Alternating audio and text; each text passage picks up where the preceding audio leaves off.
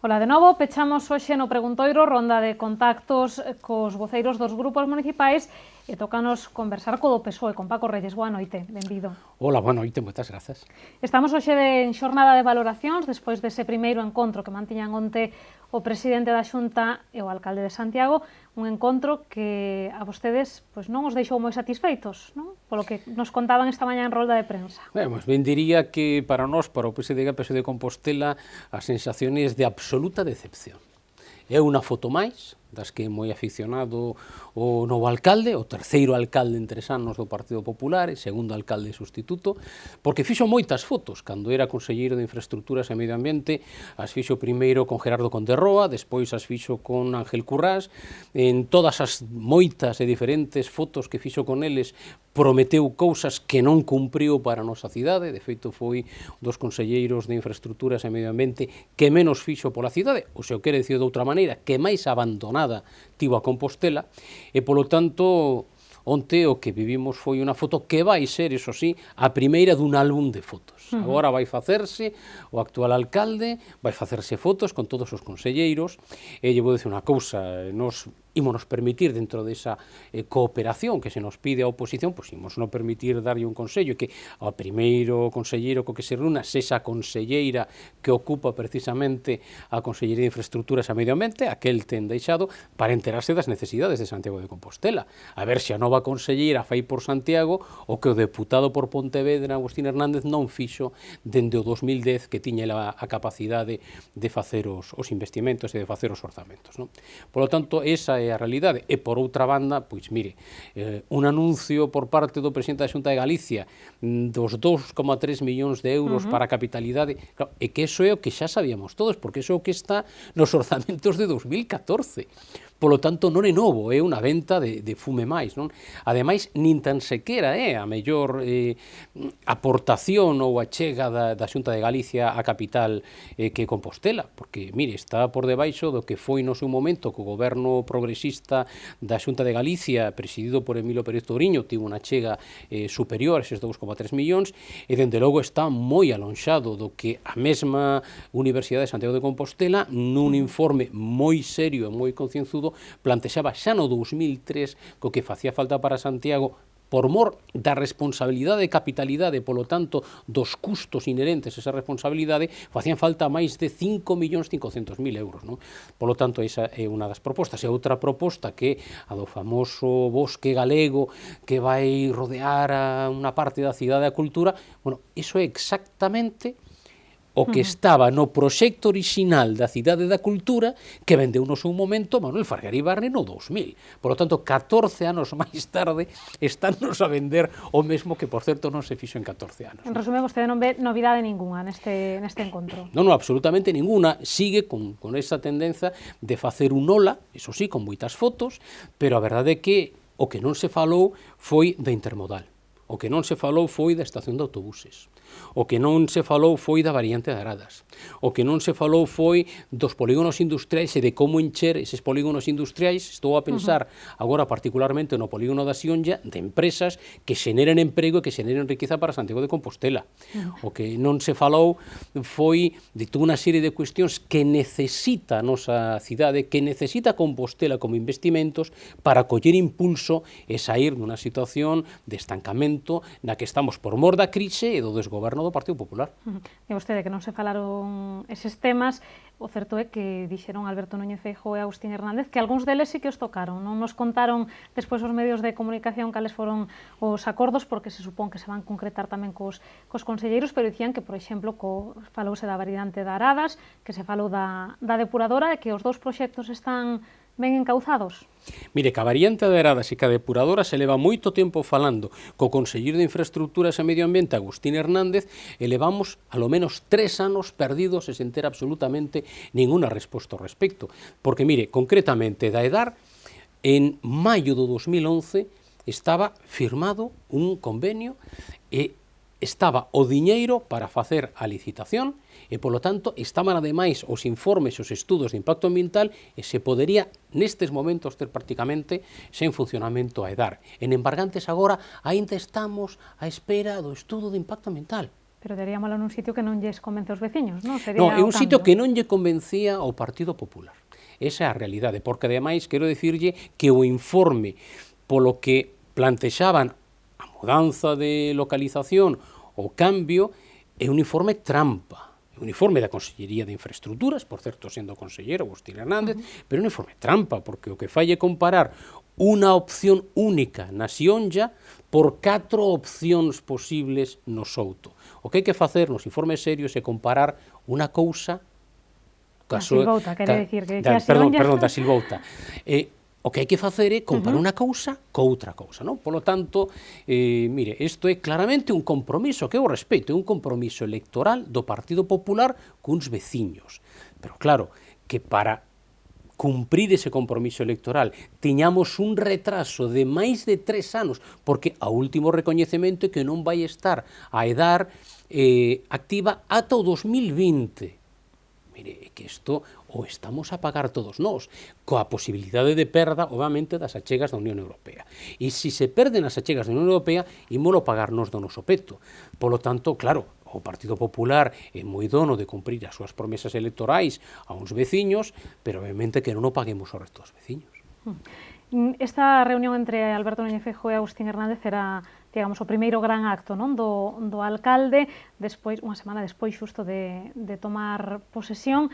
Entendo entón que vostede cree que non empeza con bo pé estes 9 meses que lle quedan de legislatura. Pois non, porque mire, ademais é que o que queda de legislatura e o que van facer xa o ten dito o novo voceiro do Grupo Municipal do Partido Popular.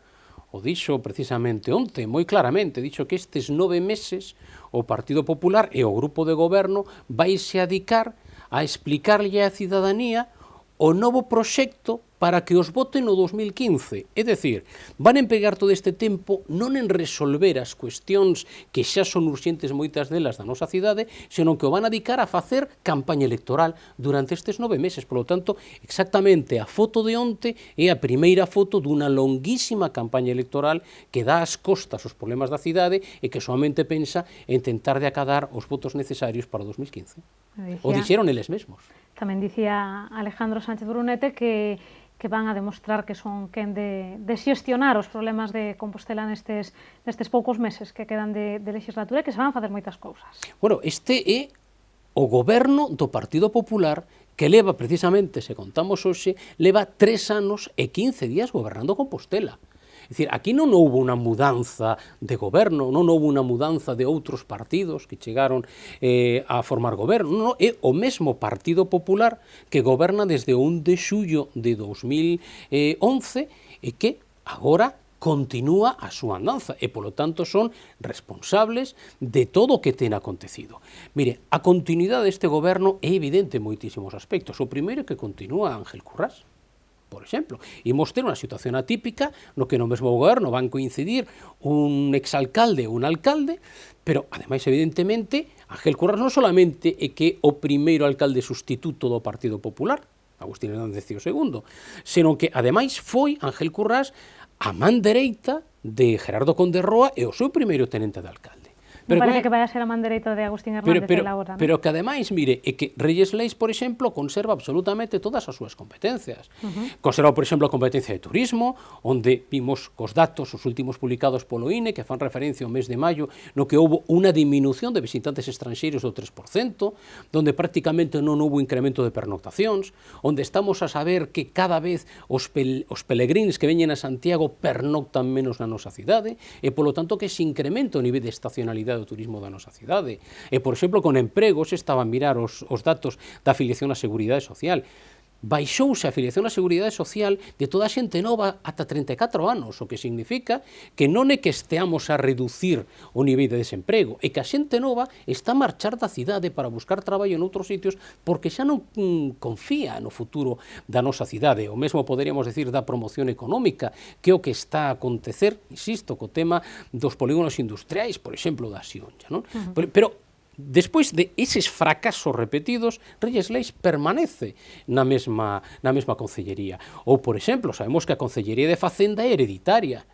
Vai pasar das mans dunha concelleira ao seu marido. Non sabemos por que hai esa decisión de facer un traspaso de poderes no ámbito familiar, ou, por exemplo, o mesmo novo voceiro, que vai ser tercer tenente de alcalde, e que vai ser o responsable de seguridade de tráfico, foi asesor de Gerardo Conde Roa, foi asesor de Ángel Currás, e mesmo de Paula Prado, cando Paula Prado era voceira do Grupo Municipal do Partido Popular. Por lo tanto, é un goberno absolutamente continuista, e, por lo tanto, é un goberno que o que leva é a tradición do que ten feito este goberno dende 1 de xullo de 2011.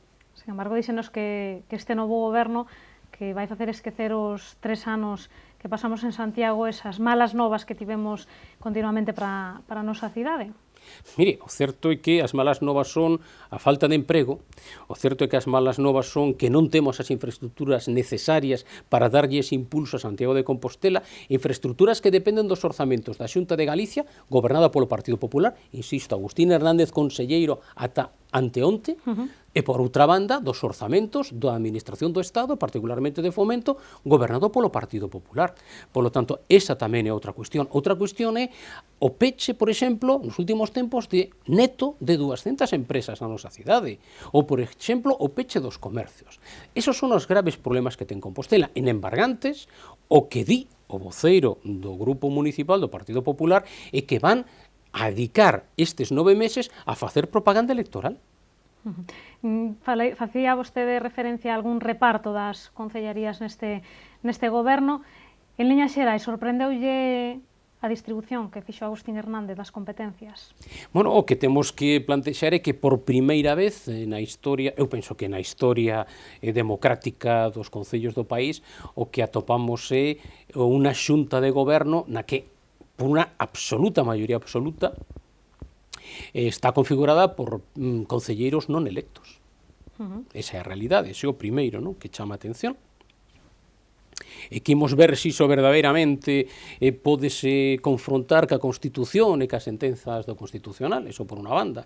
Por outra banda, insisto, é un goberno absolutamente continuista, polo tanto, a expectativa que podemos ter é a continuidade do que se tivo feito. É dicir, outro día aínda se recoñecía, non, públicamente, o decía o propio alcalde na súa toma de, o novo alcalde, quero dicir, na súa toma de posesión, no seu discurso, falaba de que tentarían de traer a normalidade a este goberno, asumindo claramente o que nos decíamos no Partido Socialista da situación de anormalidade que se estaba a vivir e que, por certo, eles o negaban.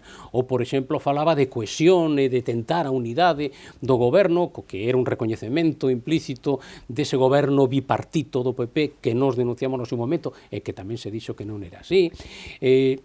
Estas son as situacións na que nos atopamos, polo tanto, é clarísimamente continuista e, dende logo, eso sí, un recoñecemento do fracaso do goberno do Partido Popular en todo este tempo.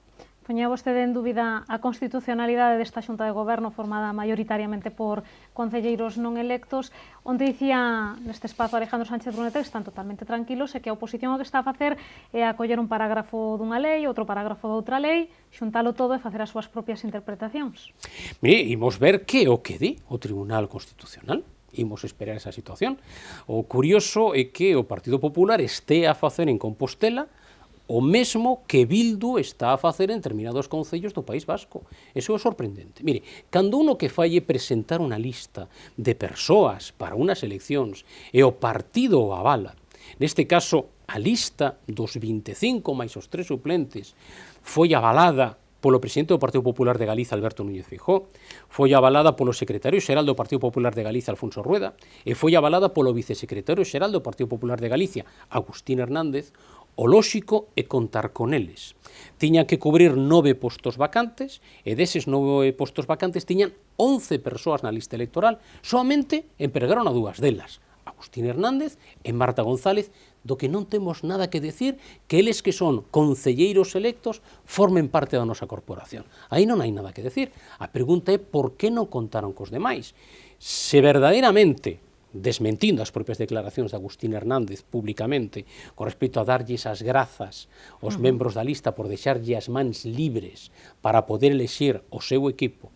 Pero, descontando iso, o que temos que explicar é se o resto da lista o que dixo públicamente que a súa negativa foi non queremos formar parte dun goberno presidido por Agustín Hernández. Hai que aclarar unha cousa ou a outra, o que non podemos quedar así entre medias. E dende logo imos ver o que di o Tribunal Constitucional. Eu solamente quero lembrar precisamente o voto particular dun magistrado constitucional que precisamente foi deputado do Partido Popular no Congreso de Madrid, e que el decía, mire, o problema non é verdadeiramente se un concelleiro non electo, polo tanto, que non ten a legitimidade democrática dos votos dos veciños e das veciñas. E o problema non é se pode ou non ser alcalde. O problema non é se o concelleiro non electo pode ou non ser membro da Xunta de Goberno. O problema é que un concelleiro non electo non pode ou non debería ser concelleiro. Iso di un magistrado constitucional que foi deputado do Partido Popular.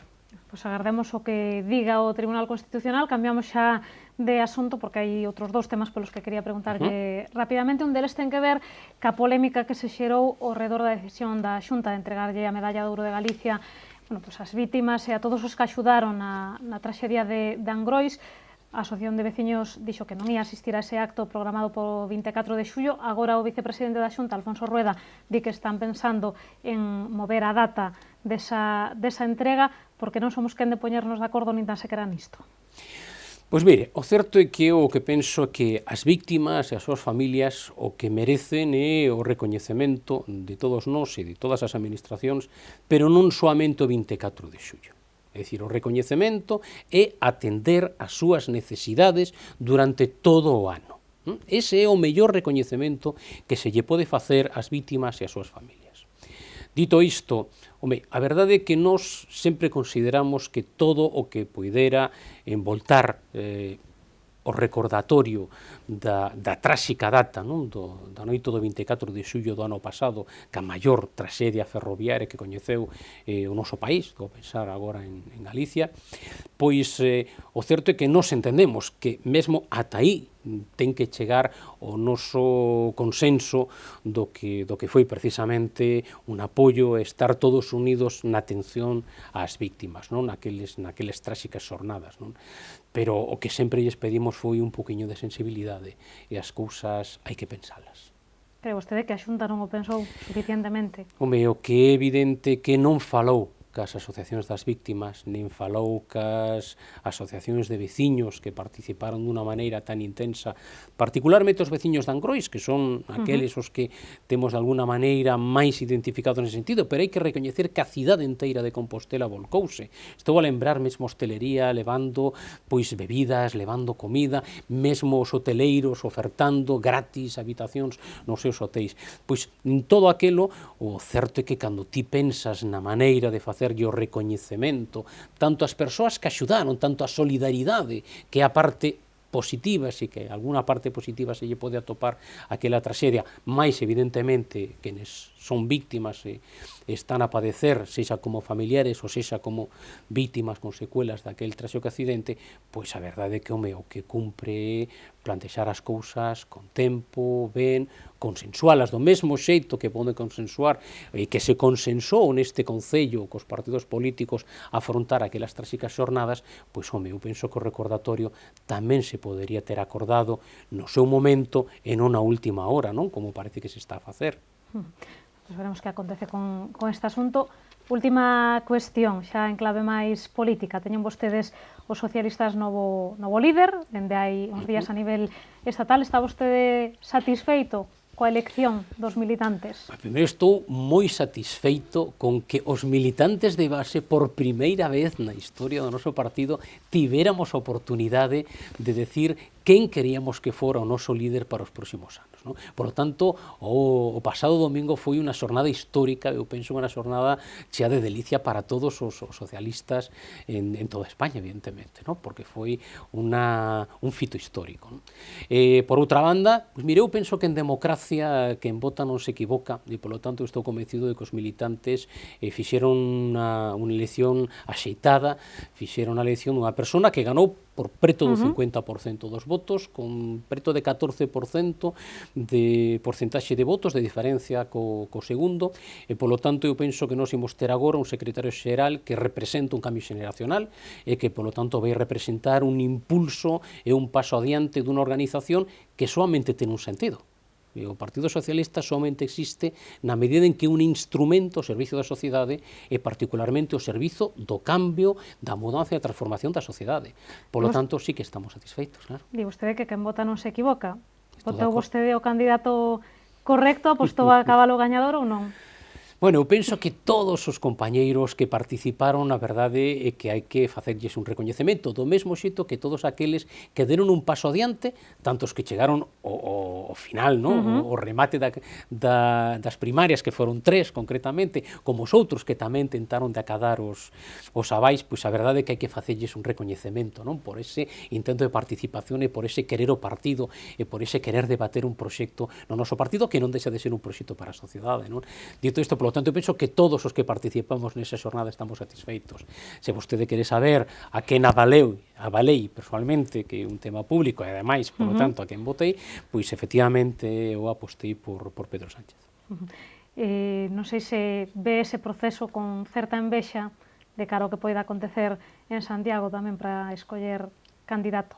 O vexo como un exemplo, non? Un exemplo do que ten que ser unas primarias que ten que ilusionar os militantes por unha banda, que ten que tamén transferir esa ilusión ao resto da cidadanía e, polo tanto, ademais, unas primarias no que se fale fundamentalmente de proxectos e no que non se descalifique, en definitiva, compañeiros cos que estás traballando codo a codo todos os días, non? Polo tanto, sí que o vexo como un exemplo, dende logo. Vaise quentando o ambiente entre os dous aspirantes que coñecemos ata agora, vostede e Mercedes Rosón. Bueno, a verdade é que aínda non temos as primarias convocadas, o certo é que aínda temos que esperar a ver como van a ser exactamente as primarias, cando se van a ser as datas, cando se vai a abrir a data para acadar os abais correspondentes e, polo tanto, aínda estamos a espera de que outros compañeros dean tamén, ou compañeros e compañeiras, dean tamén o paso adiante na nosa agrupación para participar nestas primarias que eu penso que son ilusionantes para todos nós e podamos plantexar cantas máis matices do proxecto que o Partido Socialista quere para Santiago, moitísimo mellor. Polo tanto, estamos á espera e moi ilusionados. Agardaremos tamén a ver o que pasa no PSOE de Santiago. Moitísimas grazas, Paco, como sempre, por acompañarnos hoxe. Moitas grazas a vos, de verdade, boa noite. Pois isto foi todo hoxe no Preguntoiro. Como lles digo, cada día poden seguir atentos á información a través de calquera dos medios do Grupo Correo Gallego e nos volvemos mañá a iso das 8:15 da tarde. Grazas por estaren aí.